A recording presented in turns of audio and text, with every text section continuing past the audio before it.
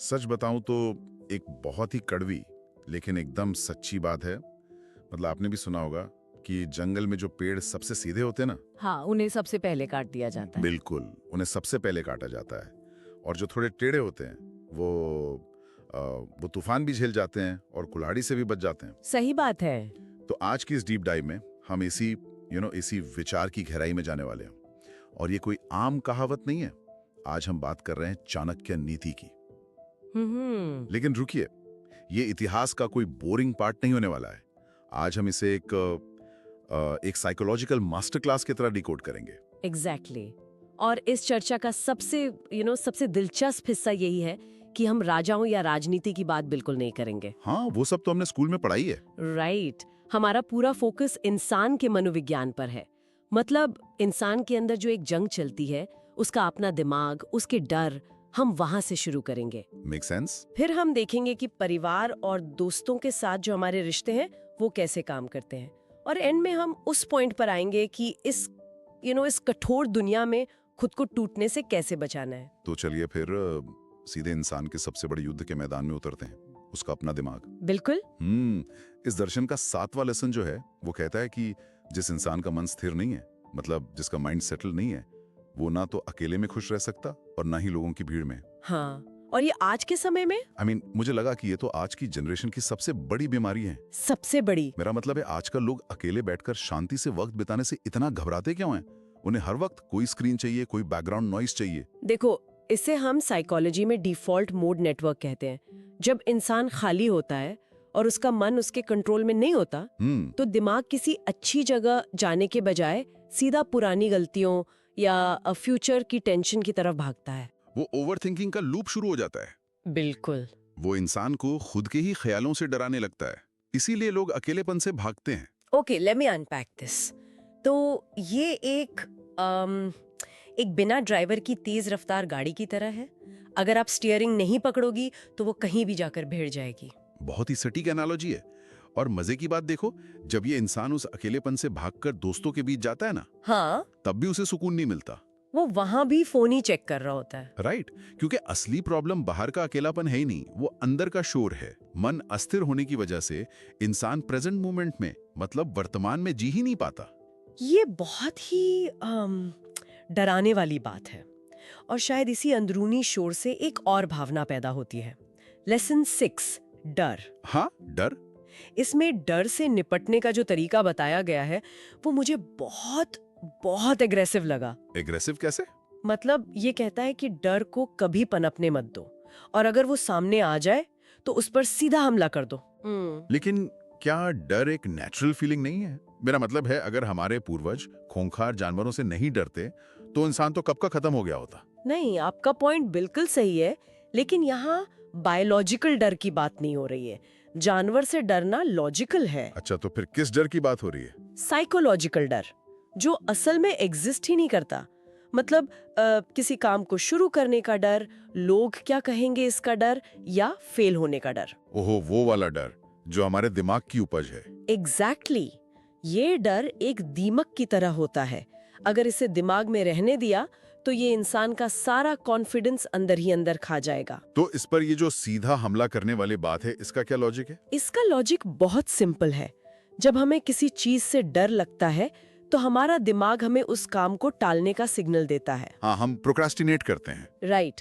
और एक्शन लेने में जितनी देरी होती है वो डर उतना ही विशाल हो जाता है। मतलब देरी ही उस डर का खाना है। बिल्कुल। जैसे ही डर लगे तुरंत उसका सामना कर लो, तुरंत एक्शन लो, क्योंकि तब दिमाग को ओवरथिंक करने का या नेगेटिव कहानियां गढ़ने का टाइम ही नहीं मिलता। भ्रम टूट जाता है। वाह, मतलब डर पर हमला करने का असली मतलब है बिना सोचे एक्शन लेना। हाँ। चलिए अब इस अंदरूनी संघर्ष से थोड़ा बाहर आते हैं। लेसन 10 पर चलते हैं, जो मुझे सच बताऊं तो बहुत अजीब लगा। परिवार वाला पॉइंट। हाँ, यहाँ से चीजें सच में बहुत इंटरेस्टिंग हो जाती हैं। हमें हमेशा सिखाया जाता है कि परिवार से जुड़कर रहना चाहिए। बिल्कुल, हमारी सोसाइटी का बेस ही यही है। लेकिन ये लेसन कहता है कि परिवार से जरूरत से ज्यादा अटैचमेंट इंसान के दुख और डर का सबसे बड़ा कारण है। ये तो हमारी पूरी सामाजिक व्यवस्था के खिलाफ है। मैं समझ सकती हूँ कि पहली बार सुनने में ये बहुत कठोर या कह लो असंवेदनशील लगता है। बहुत ज्यादा। लेकिन मनोविज्ञान की भाषा में इसे एनमेशमेंट कहते हैं, मतलब एक खतरनाक उलझाव। यहाँ एक हेल्दी प्यार करने वाले परिवार की बात नहीं हो रही है। तो किस तरह के परिवार की बात है? जहाँ पर्सनल बाउंड्रीज बिल्कुल खत्म हो जाती हैं, जहाँ पेरेंट्स हर वक्त बच्चों की लाइफ में दखल देते हैं, उनके करियर, उनके फैसले, हर चीज कंट्रोल करना चाहते हैं। और वो भी केयर के नाम पर कि हम तो तुम्हारा भला चाहते हैं। एग्जैक्टली। जब कोई इंसान अपनी पूरी आइडेंटिटी, अपनी पूरी खुशी सिर्फ अपने परिवार से जोड़ लेता है, तो उसकी अपनी कोई लाइफ नहीं बचती। वो अंदर से खोखला हो जाता है। राइट। और ये प्यार नहीं है, ये एक टॉक्सिक डिपेंडेंसी है। क्योंकि जब लोग दूर जाते हैं, बच्चे बड़े होते हैं या शहर छोड़ते हैं, तो वो इंसान पूरी तरह टूट जाता है। मतलब ये जरूरत से ज्यादा अटैचमेंट हमें कमजोर बनाता है, क्योंकि हम हमेशा डरते रहते हैं कि अगर ये लोग चले गए तो मेरा क्या होगा। बिल्कुल सही। ये सच में एक बहुत बड़ा रियलिटी चेक है। और रिश्तों की बात हो ही रही है तो लेसन 5 में एक बहुत ही खूबसूरत एनालॉजी है, फूल और सूखी पत्ती वाली। हाँ, कि एक खुशबूदार फूल पूरे बगीचे को महका सकता है, जबकि एक सूखी पत्ती पूरे आंगन को जला सकती है। बिल्कुल। ये क्वालिटी वर्सेस क्वांटिटी का एकदम परफेक्ट उदाहरण है। और ये जेनरेशनल इम्पैक्ट को बहुत अच्छे से समझाता है। मतलब परिवार में अगर एक भी समझदार और मेंटली स्ट्रांग इंसान है, तो वो पूरी पीढ़ी को आगे ले जा सकता है। लेकिन अगर आप अपने आसपास ऐसे लोगों की भीड़ इकट्ठी कर लो जो सिर्फ दुख और क्लेश बढ़ाते हैं, तो वो उस सूखी पत्ती की तरह है जो सब कुछ जला देंगे। बिल्कुल। और ये बात सिर्फ परिवार पे नहीं, हमारे दोस्तों पर भी लागू होती है, जो कि लेसन 9 का फोकस है। दोस्त। हाँ, अक्सर हम गलत दोस्तों के साथ सिर्फ इसलिए फंसे रहते हैं क्योंकि हम अकेले नहीं रहना चाहते, जो कि सबसे बड़ी साइकोलॉजिकल गलती है, क्योंकि इंसान की पर्सनालिटी उसके फ्रेंड सर्कल का आईना होती है। मतलब हम वैसे ही बन जाते हैं जिनके साथ हम रहते हैं। 100%। हमारा जो सबकॉन्शियस माइंड है ना, वो एक स्पंज की तरह है। ओके। वो आसपास के लोगों की आदतें, उनका एटीट्यूड सब सोख लेता है।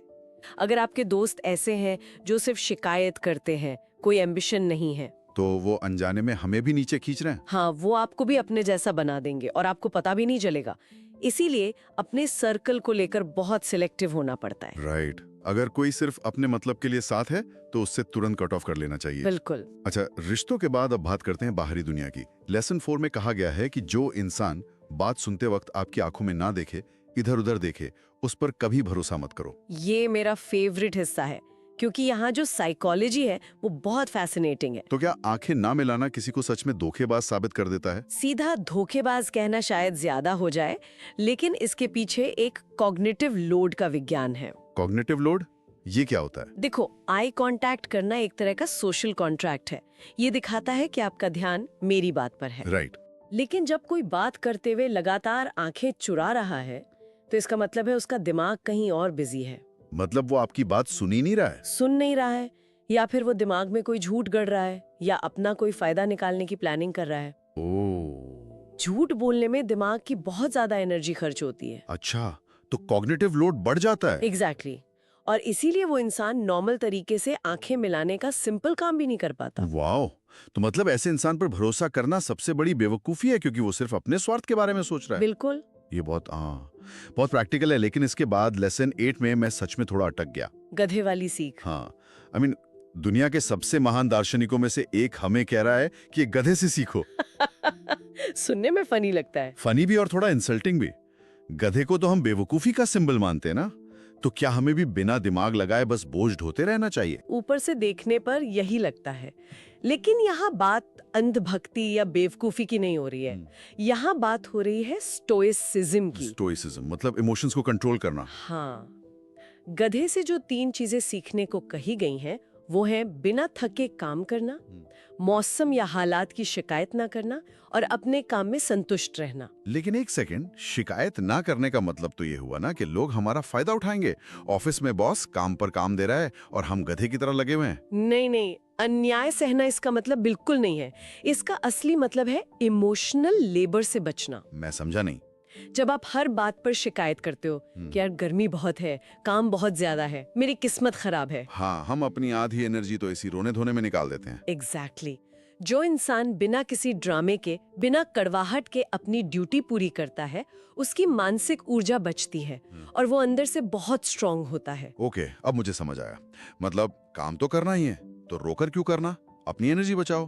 बिल्कुल। और शायद यही बची हुई एनर्जी हमें भीड़ से अलग होने की ताकत देती है, क्योंकि लेसन 3 सीधा इसी से जुड़ा है, अकेले सही रास्ते पर चलना। हाँ, ये सर्वाइवल का एक बहुत बड़ा रूल है। इसमें कहा गया है कि गलत दिशा में जा रही भीड़ का हिस्सा बनने से 1000 गुना बेहतर है कि आप सही रास्ते पे अकेले चलो।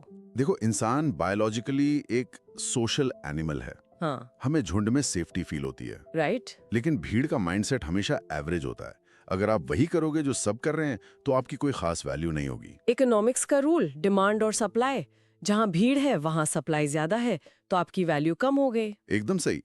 अपनी वैल्यू बढ़ाने के लिए आपको अपनी यूनिक स्किल्स का इस्तेमाल करना पड़ेगा। वो करना पड़ेगा जो बाकी लोग करने से डरते हैं। और उसके लिए अकेले चलने का वो जिगरा चाहिए। और लीडरशिप भी तो यही है। लेसन 2 लीडरशिप के बारे में बहुत कमाल की बात कहता है। क्या कि एक असली लीडर सिर्फ रूल बनाता नहीं है, बल्कि वो खुद उन रूल्स को सबसे सख्ती से फॉलो करता है। Practice what you preach. Exactly. Psychology में इसे कॉग्निटिव डिसोनेंस से जोड़ा जाता है। अगर आप दूसरों को ज्ञान दे रहे हो और खुद गलत काम कर रहे हो, तो आप अंदर ना भी हो तो भी उसे ऐसा दिखना चाहिए कि वो जान ले सकता है। हाँ, इसे डिटरेंस थ्योरी कहते हैं, मतलब निवारण का सिद्धांत।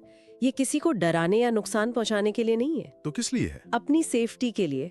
अगर दुनिया को लगेगा कि आप बहुत सीधे हो, आप पलटकर जवाब नहीं दोगे, तो वो आपको कुचल कर चले जाएंगे। बिल्कुल। एक बिना जहर वाले सांप को सिर्फ इसलिए फुफकारना पड़ता है ताकि कोई शिकारी उसे कमजोर समझकर मार न दे। मतलब आपके अंदर इतना टेढ़ापन या इतना एटीट्यूड होना चाहिए कि लोग आपसे उलझने से पहले 10 बार सोचें। एग्जैक्टली, एक ढाल की तरह। वाह। अगर हम आज की इस पूरे डीप डाइव को समराइज करें, तो ये सच में खुद को एम्पावर करने का एक तगड़ा ब्लूप्रिंट है। बिल्कुल है। अपने भागते हुए दिमाग को शांत करना, डर पर सीधा अटैक करना, रिश्तों में बाउंड्रीज बनाना और दुनिया के सामने एक मजबूत और जरूरत पड़े तो खतरनाक ढाल तैयार करना। हाँ, और इन सब का एक ही गोल है, इमोशनली और मेंटली इंडिपेंडेंट बनना। राइट। लेकिन इन सब बातों के बीच मेरे दिमाग में एक बहुत अजीब सा सवाल आ रहा है। क्या सवाल? हम ये कह रहे हैं कि खुद को बचाने के लिए हमें उस सांप की तरफ फुफकारने का नाटक करना चाहिए, एक स्ट्रॉन्ग, थोड़ा टेढ़ा और कठोर मुखौटा पहनना चाहिए। लेकिन सोचने वाली बात यह है, मतलब अगर कोई इंसान बहुत लंबे समय तक ऐसी खतरनाक दिखने का नाटक करता रहे, 24 घंटे वो ढाल पहन कर रखे, हाँ, तो क्या एक दिन ऐसा नहीं आएगा जब वो सच में अंदर से वैसा ही कठोर बन जाएगा? मेरा मतलब है, हमारी सुरक्षा के लिए पहना गया ये मुखौटा कब हमारा असली चेहरा बन जाता है? क्या ये पहचानना इंसान के लिए सबसे बड़ी चुनौती नहीं है?